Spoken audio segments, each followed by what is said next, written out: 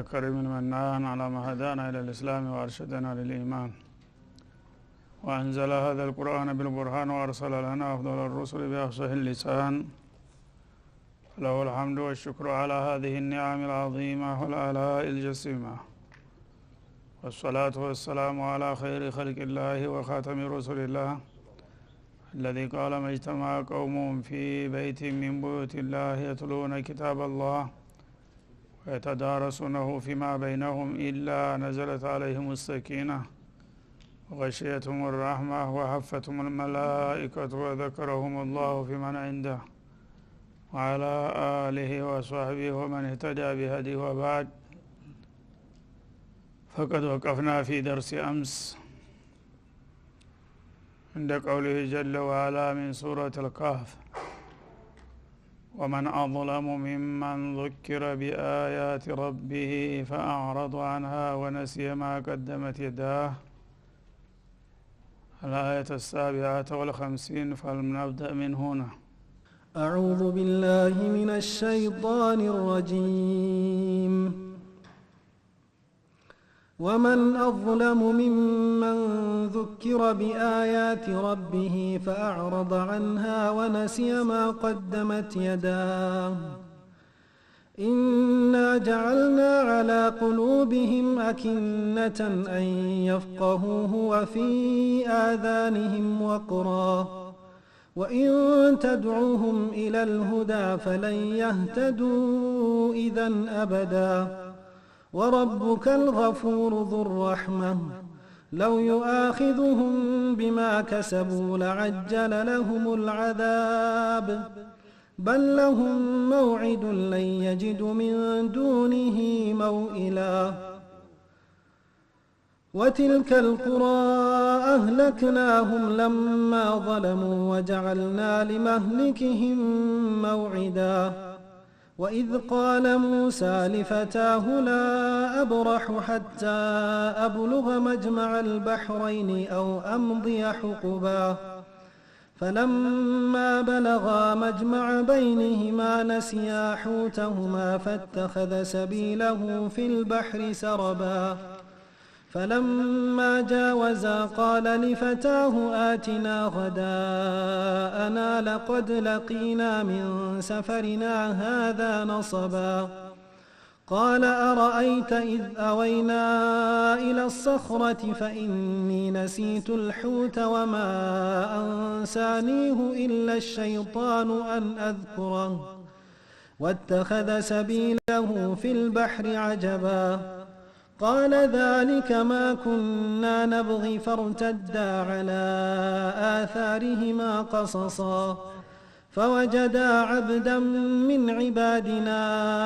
آتيناه رحمة من عندنا وعلمناه من لدنا علما قال له موسى هل أتبعك على أن تعلمني مما علمت رشدا قال إنك لن تستطيع معي صبرا وكيف تصبر على ما لم تحط به خبرا قال ستجدني إن شاء الله صابرا ولا أعصي لك أمرا قال فإن اتبعتني فلا تسألني عن شيء حتى أحدث لك منه ذكرا فانطلقا حتى إذا ركبا في السفينة خرقها قال أخرقتها لتغرق أهلها لقد جئت شيئا إمرا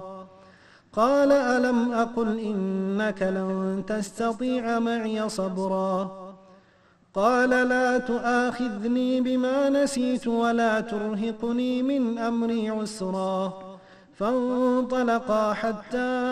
إذا لقيا غلاما فقتله قال أقتلت نفسا زكية بغير نفس قال قتلت نفسا زكية بغير نفس لقد جئت شيئا نكرا قال ألم أقل لك إنك لن تستطيع معي صبرا قال إن سألتك عن شيء بعدها فلا تصاحبني قد بلغت من لدني عذرا فانطلقا حتى إذا أتيا أهل قرية استطعما أهلها فأبوا أن يضيفوهما فوجدا فيها جدارا يريد أن ينقض فأقامه قال لو شئت لاتخذت عليه أجرا قال هذا فراق بيني وبينك سأنبئك بتأويل ما لم تستطع عليه صبرا أما السفينة فكانت لمساكين يعملون في البحر فأردت أن أعيبها وكان وراءهم ملك يأخذ كل سفينة غصبا وأما الغلام فكان أبواه مؤمنين فخشينا أن يرهقهما طغيانا وكفرا فأردنا أن يبدلهما ربهما خيرا منه زكاة وأقرب رحما وأما الجدار فكان لغلامين يتيمين في المدينة وكان تحته كنز لهما وكان أبوهما صالحا فأراد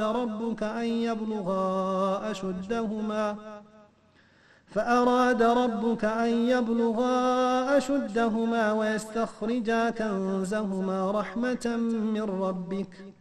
وما فعلته عن أمري ذلك تأويل ما لم تسطع عليه صبرا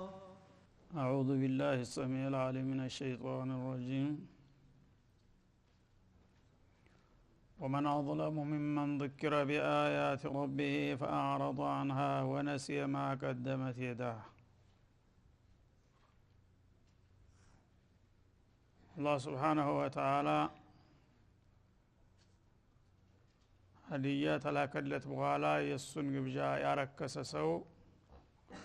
فمن عينت بمن ملك እንደሚያየው ነው የሚገልጽልን ومن أظلم ማለት استفهام ነው ግን بمعنى النفي ይሆናል لا أحد أظلم በዚህ ምድር ላይ ብዙ በደለኞች ብዙ ግፈኞች አሉ ተግፈኞችም ግፈኞች ይበልጣሉና ማን የባሰበት ነው የሚለው ومن أظلم ممن ذكر بآيات ربه በጌታው አናቅጽ አያት የአያት ጀምዕ ነው አሁን ቀደም በተደጋጋሚ እንዳለፈው አያት የተለያየ ትርጉም አለው አንደኛ ያው አንቀጾች ማለት ነው አሁን እንዲያለው ማለት ነው በሌላ ጊዜ ደግሞ ሙዕጂዛት ለማለትም ይመጣል በሌላ ጊዜ ደግሞ አያተል ከውን የተፈጥሮ ተአምሮች የመሳሰሉትን ሁሉ ያቅፋል ማለት ነው እና አሁን አላህ Subhanahu Wa Ta'ala ምንድነው የሚለው لا أحد أظلم አንድ በነግፈኛ ሰው የለም من ذكر بآيات ربه በጌታው አንቀጾች ተመክሮ ተዘክሮ فأعرض عنها ከጌታ የመጣለትን ተግሳት ቸል ብሎ እንዳላስፈላጊ ነገር በንቄት የሚያልፍ ከሆነው ሰውዬ ወነሲ ማቀደመት የዳ من القبائح والجرائم እንደገና እጆቹ ያሳለፉትን እኩይ ተግባር ሁሉ የረሳ ከሆነው ሰውዬ የበለጠና የባሰበት ማን ነው ግፈኛ የመጨረሻው ግፈኛ ይሄ ነው ማለት ነው ጣራ የደረሰው ብዙ እንግዲህ ሰዎች የተለያየ ሙኻለፋ ያላቸው አሉ ግን ከግፈኞች ሁሉ የባሰበትና የጠናበት ግፈኛ ማን ነው ከተባለ አላህ Subhanahu Wa Ta'ala አያት አውርዶ በነብያት አንደበት የሚበጀውን ነገር መከረው ዘከረው አስታወሰው ያንን የአላህን ተግሳት ቸል ብሎ አይኖ እንዳጆሮ ዳባ እንደሚባለው ማለት ነው ሰምቶ እንዳልሰማ ሆኖ አርክሶ ዝም ብሎ በዛ በጀራኢሙ በኩይ ስራው ላይ የሚቀጥል ከሆነው ሰውዬ የበለጠ ማንንም ግፈኛ የለ የመጨረሻው ግፈኛ ይህ ሰው ነው ኢላላ አላህ Subhanahu Wa Ta'ala ስለዚህ በጣም አስጊ የሆነ አያት ነው ማለት ነው ያንዳንዱ እንግዲህ በቁርአን አያት የተሰጠውን ተውጂሃት መመሪያ ምክር ሰምተን እንዳልሰማን ከሆን እያንዳንዳችን እዚህ ቦታ ነው የምንመጣው ማለት ነው እና አሁን ስንሰማው ብዙ ጊዜ ሰው ልጅ የራሱ አይባ ይታየው አሻግሮ ነው በአካባቢ መቸም አንድ ከፋ ያለ ሰው አይጠፋም በማንም ሀገር እንዲህ አይነት ነገር ሲነሳ ገሌ አይነቱን እኮ ነው የሚለው ሳታቀው አንተ ትሆናለህ ምን ይታወቃል መጀመሪያ ርቀህ አትሂድ መስፈርቱን ነው ማየት ያለብህ አላህ Subhanahu Wa Ta'ala የነገረንና የመከረንን ትኩረት እንሰጠዋለን እህቲማም እንሆናለን በስራ ላይ እናውለዋለን አልহামዱሊላህ ነው ካልሆነ ግን ዝም ብሎ ጣቱን ቀስሮ እነገሌን ነው ብትል አንተም ሳታስበው እዛ ውስጥ ልትገኝ ትችላለህ ማለት ነው እና እያንዳንዳችን ራሳችን እንድንጠይቅ ያደርጉናል እንዲህ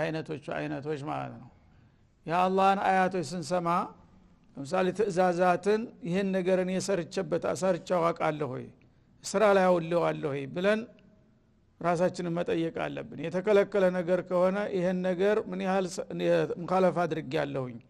ብለን አሁን ቼክ ማድረግ ይኖርብናል ማለት ነው አለበለዚያ የፈለግነውን እየሰራን የፈለግነውን እያወራን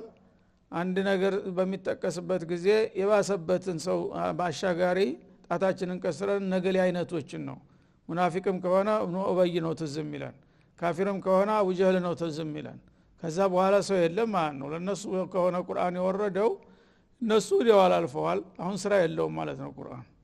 ቁርአን የሰው ልጆችን እስተጥጉ ድረስ ወማን በለግ እንዳለው ቂያማ እስከሚደርስ ድረስ ያሉን የሰው ልጆች ነው የሚመለከተው ማለት ነው የትናንቶቹ አልፈዋል تلك امه قد خلت لها ما كسبت ولكم ما كسبتم የዛሬዎቹ ተረኞች ታቸው ተጠያቂዎች ናቸው የነገዎቹ ገና አልመጡም እያንዳንዱ ለራሱ ብሎ ነው መውሰድ ያለበት ማለት ነው ወነሲየ ማቀደመት የዳሃለ ሰው በየቀኑ የሚሰራው እንጀራም ይረሳል በቃ የፈለገውን ይሰራል ትዛይለው ማለት ነው የሌሎቹን ግን ዘላለም አይረሳም አንድ ቀን ያየውና የሰማውን ሁሉ ጊዜ ሲያብጠለጥል ታገኘዋለህ ማለት ነው እና እንደ አይነት የጥፋት ላይ የወደቁ ሰዎች አሉና ከነዚህ አይነት ሰዎች የባሰና የከፋ በደለኛ ማን አለ በማለት ይጠይቃል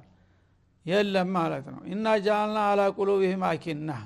እንደ አይነቶችን ዞለማዎች እኛ በልቦናቸው ላይ ሽፋን አድርገንባቸዋል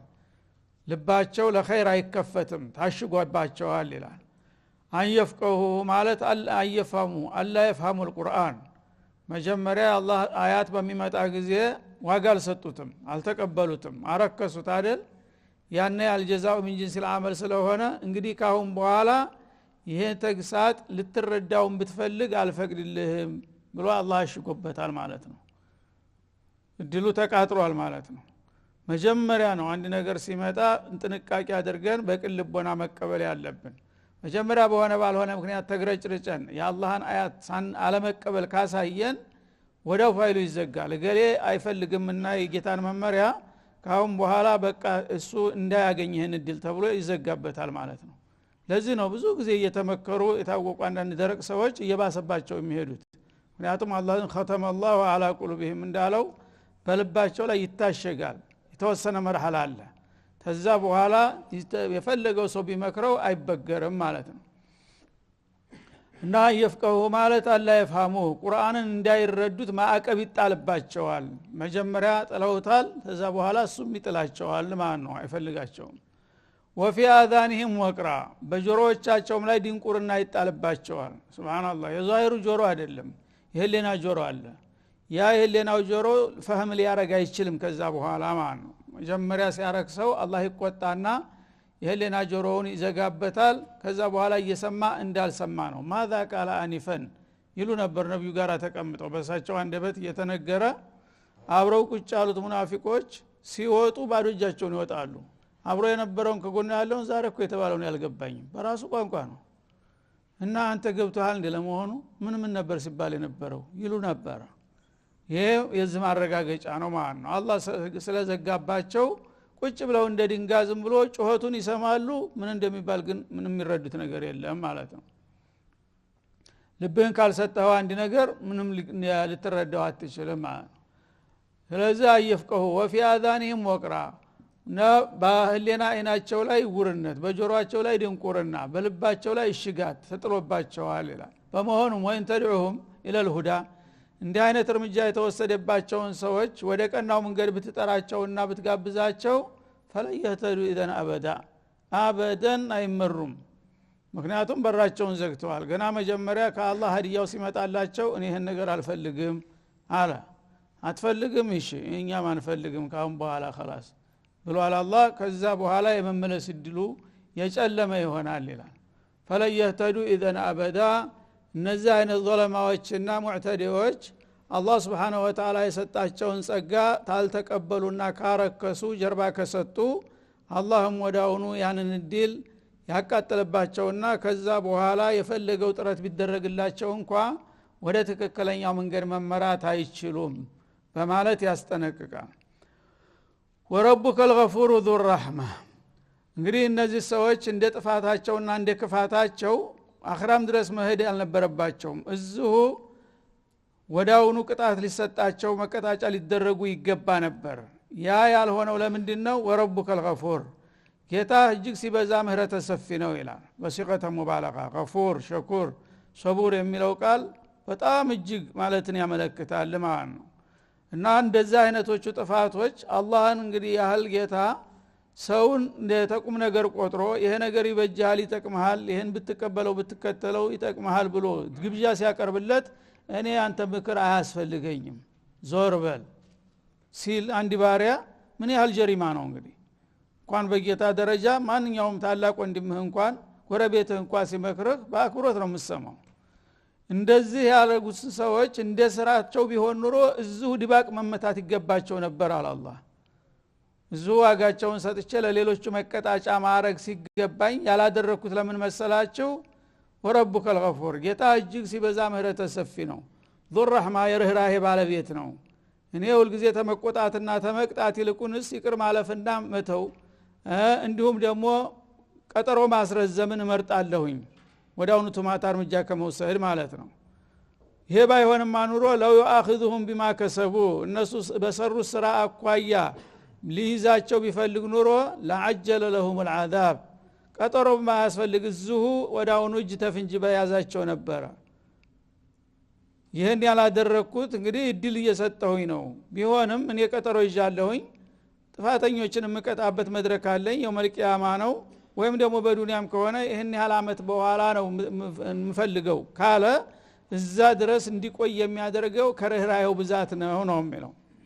በለሁም መውዒዱ ለየጅዱ ሚን ዱንሂ መውኢላ ከዛ በኋላስ ዝም ብሎ ይቀራል ማለት ነው አበደን በለሁም መውዒድ የማትታለፍ ከላ አለቻቸው የቀጠሮ ቦታ ይላል ለምን የጅዱ ሚን ዱንሂ መውኢላ ከዛች ተከላዋ ፍክች የሚሉባት አቅጣጫ ማሞሽለኪያ አይገኝም የመጨረሻ አጣብቂኝ ሆነች ከላ ትመጣላቸዋለች እዛ ላይ እንገናኛለን ብሎ እስከዛው ግን ይታገሳቸዋል ይተዋቸዋል ይላል ማን ስለዚህ ኢነላህ ለዩምሂሉ ሊዛሊሚ ወላ ይህሚል ይባላል በመሰለ العرب ዛሊምን ሊያቆየው ሊያዘገየው ይችላል በዙልሙ ላይ ይተዋል ማለት ግን ዘበት ነው hatta اذا اخذه لم يفلته ያችከለው ስትደርስና በሚይዘው ጊዜ ማምለጫ ማፈተረኪያ ሊኖረው አይችልም ማለት ነው ስለዚህ الغفور ذو الرحمه ማለት ማዘግየቱን ነው እንጂ ጨርሶ ይተዋል ማለት አይደለም አንድ ሙጅሪም የሆነ ሰው የታወቀ ሆኖ አንተ ምን እንደሚሰራ እያወቅ ልትቀጣው ሲገባ ዝም ብለህ እድል ከሰጠኸው በመጠኑም ቢሆን ጠቅመዋል ማለት ነው ለጊዜው ያው በጀሪማው ላይ እንዲቀጥል ፍርሷው ሰፍቶለታል ያን ራሱ ነው እንደ ገፉር ያሰኘው እንጂ ጭራሹን ይተዋል ማለት አይደለም በለሁም መውዒድ አለ እንዲህ አይነቶቹ ሙጅሪሞች ቀጠሮ ተይዞላቸዋል ቀጠሯቸው ሳይደርስ ግን እንደ ጥፋታቸው ወዳውኑ መያዝ ሲገባቸው ሊይዛቸው ይገባ ነበር ግን ቀጠሮዬ ቢደርስ ይሻላል በየመመርጠው ምህረተ ሰፊ ስለሆንኩ ነው እዛ ቀጠሮ ቦታ በሚደረስበት ጊዜ ግን ለን የጅዱ ሚን ዱኒሂ መውኢላ ሚን ቀብሊሂ ማለት ነው ወይም عنده እዛች ቀጠሮዋ ቦታ ላይ ወንደ ሸውዶ የሚያልፍባት ነገር የለም ሁሉም ነገር ያው ዙሪያው ዝግ ነው በቀጥታ ጆደ ላይ ነው የሚሆነው ማለት ነው በዚህ መልክ እንግዲህ አላህ Subhanahu Wa Ta'ala የሱን ግብዣ ያረከሱና ምክሩን ያልተቀበሉ ሰዎች ለጊዜው ቢያቆይና ቢያዘገያቸውም በመጨረሻ ኢንዓጅለና ዋጅላ መያዛቸው የማይቀር መሆኑን ያረጋግጣል ወትልከ القرى اهلكناهم لما ظلموا የዛነት ሙጅሪሞች ደግሞ በአንድ ወቅት በአንድ ሀገር ብቻ አይደሉም ማለት ቅድም ያልኩት ይሄ ነው እንግዲህ በየዘመኑ ጃአልና في كل قرية አካቢረ ሙጅሪሚሃ ይላል በየከተማው በየሀገሩ በየዘመኑ ሁልጊዜ ሰይጣናት አሉ አህለል ኸይሮችም ጥቂትም ቢሆኑ አይጠፉም ሁሉም ናሙና አለው እና የዚህ አይነት እንግዲህ ሙጅሪሞችና ዟለማዎች በየጊዜው አልፈዋል እነዛ ያለፉት ሰዎች ሁሉ እያንዳንዳቸው እንደዚሁ ቀጠሮ ተሰጥቷቸው ቀጠሮውና ኬላው ላይ ሲደርሱ ወዳውኑ ተይዘዋል እንጂ ዝም ብሎ የቀሩበት ጊዜ እንደሌለ ታሪክ ራሱ ይመሰክራል ይላል ማለት ነው ወተከል ቁራ አህለክናሁም እነዚህ የዟለማዎች ከተማ ታውን ቀደም ያው ግፈኞች የሆኑ ህዝቦች አልፈዋል የታወቁ በህዝብ ደረጃ ነቀውሙ ኑህ ነቀውሙ ሉጥ ነቀውሙ ሹዓይብ እነ ሰሙድ እነ ዓድ የተባሉት ሁሉ የዟለማ ቁንጮ ነበሩ ማለት ነው እነዛ ሁሉ አህለክናሁም ለማ ظلሙ ግፍ በፈጸሙበት ጊዜ ጥፋታቸውን ሰተናቸዋል እዚሁ ዱንያው ማለት ነው እርግጥ የተወሰኑ አመታት ብንሰጣጁና ቆያቸውም የተያዙ ብዙ አሉ ለናሙና ማለት ነው ወጃአልና ሊመሊኪሂም መውዒዳ ታዲያ እነሱም ለእያንዳንዳቸው የሚጠፉበት ቀጠሮ ለተይዞላቸው ነበር ያቺ ቀጠሮ ስትደርስ ነው ሁሉም ዋጋውን ያገኘውና አሁንም በዛው መንገድ ይቀጥላለህ የሚል ካለ ቀጠሮን ተጠብቄ እኔም ቀጨም ማረጌ የማይቀር ነው በማለት ያስጠነቅቃል እና እንግዲህ አላህ Subhanahu Wa Ta'ala ዛሊሞችን ያቆያል ያዘገያል ከፈለገ እንጂ ጨርሶ ይተዋቸዋል ይረሳቸዋል ተብሎ አይታሰብም ማለት ነው በዚህ መልክ በተለያየ መንገድ ሙኻለፋ ላይ ያሉ ሰዎች በተለይ ደግሞ መውዒዘቱላህ የአላህ ተግሳጽና ምክር ደርሷቸው ቸል የሚሉ ሰዎች አላ ኸጠር በአደጋ ላይ መሆናቸውን ሊገነዘቡና በተገኘችው በትንሿ ሰዓት ነቅተው ወዳውኑ እርምጃ ሊወስዱ ይገባቸዋል ዝም ብለው እስከዛሬ ተቶኛል ወደፊትም ይቀጥላል የሚል ከሆነ ግን አይምሰለው አንድ ቀን ጎል መግባቱ የማይቀር ነው በማለት ያስጠነቅቃል ወኢዝ ቃለ ሙሳ ሊፈታሁ እዝኩር ለሁም ያ ረሱላና መልእክተኛችን ሆይ ለህዝቦችህ አውሳላቸው አስገንዝባቸው ይላል ነብዩላህ ሙሳ ከሊሙላህ አለይሂ ሰላም ሊፈታህ ላገልጋያቸው ለኸዳማቸው ባሉ ጊዜ ይላል ላ አብረሁ ሐታ አብሉገ መጅመዕ አልባህረይን አው አምዲየ ሁቁባ እኔ ልጄ ተከተለኝ ከሆነ ወደ አንድ ቦታ መንገድ ልወጣ ፈልጌያለሁኝ እና ረጅም የጉዞው ራቅ ያለ ይመስለኛል ጉዞውን ተጀመርኩኝ ዳር ሳልደርስ አልመለስም ሐታ አብሉገ መጅመዕ አልባህረይን ሁለት ባህሮች የሚገናኙበት ቦታ አለ እዛ አካባቢ ተመድረሴ በፊት እንደማልመለስ ነው ምናልባት ይሄን ነገር እችለዋለሁ ታልክ ተከተለኝ አሉት ማለት ነው ላለማስገደር ነው አው አምዲየ ሁቁባ አው ኢላ አን አምዲየ ሁቁባ እና ስንቅህን ያዝና ለጉዞ ተዘጋጅና ውጣ ብሎኛል ጌታዬ ያን ስንቄን ይዤ ጉዞ ልቀጥል ነው ወደ ስለው መጅመዕ አልባህረይን የሚባል ቦታ አለ የፋርስና የሩም ባህር የሚገናኝበት ቦታ አለ እዛ አካባቢ ላይ የምታገኘው ሰው አለና እሱን ዘይረህ ትመጣለህ ብሎ ጌታ ነገረኝ እኔ ያንን ቦታ እንግዲህ የት እንደሆነ አላውቀውም ዝም ብዬ መጅመዕ አልባህረይን የት ነው እያልኩ እየጠየቅኩ ጉዞዬን ይቀጥላል የዛ አይነት የተራዘመ ጉዞ ለሄር ነውና ብቻዬን ከመሄድ መቼም አንድ እንኳን ደረሳ ማገኝ ጥሩ ነውና ብትከተለኝ ፍቃደኛ ነህ ወይ አሉት ልጁን አብሮ የነበረው የጎረቤት ልጅ ነበር ዘመዳቸው ነው እና ዩሻዕ ኢብኑ ኑን ይባላል ወጣት ነው እሱ እና እንዲከተሉት ጠየቁት በጥሩ ሁኔታ ማለት ነው ሳያስገድዱት የማይችል ከሆነ እንዳይጨናነቅ ዝም ብለው እንደወሬ ነው የሚነግሩት ማለት ነው ተነስ እንሂድ ብለው ትእዛዝ አይደለም የሰጡት እና እኔ መንገድ ለሄድ አስቤያለሁኝ መንገዱ ደግሞ ወደ መጅመዕ አልባህረይን ነው አቅጣጫው ተብያለሁኝ ግን ርቀቱ ምን ያህል ጊዜ እንደሚወስድ ያላውቅምና ጉዞው እዛ ቦታ እስከምደርስ ይጠይቀኛል መቀጠል ምናልባት እዛ ቦታ ለመድረስ ዘመናት ወይም አመታት የሚጠይቅም ከሆነ እቀጥልበታለሁ እንጂ ራቀኝ ብዬ እንደማልመለስ ነው አንተም ይሄ ነገር አውቀኸው ያዋጣኛል ታልክ ትከተለኛለህ በማለት ነገሩት ግልጽ ሆነው ማለት ነው ኋላ እንዲያርገ በቃ አንድ ቦታ ምን ደርሳለን ብለ ጉድ ያደረከኝና ይላቸው ማለት ነው የአላህ ረሱሎች ኡመናዎች ናቸው መጀመሪያ አውቀህ ግባው ማለታቸው እኔም ራሴ ግቡ የት እንደሆነ አላውቀውም ሊረዝም ይችላል ሊያጥር ይችላል ግን መጅመዕ አልባህረይን ይባላል ቦታው እዛ ስንደርስ ጉዟችን ያልቃል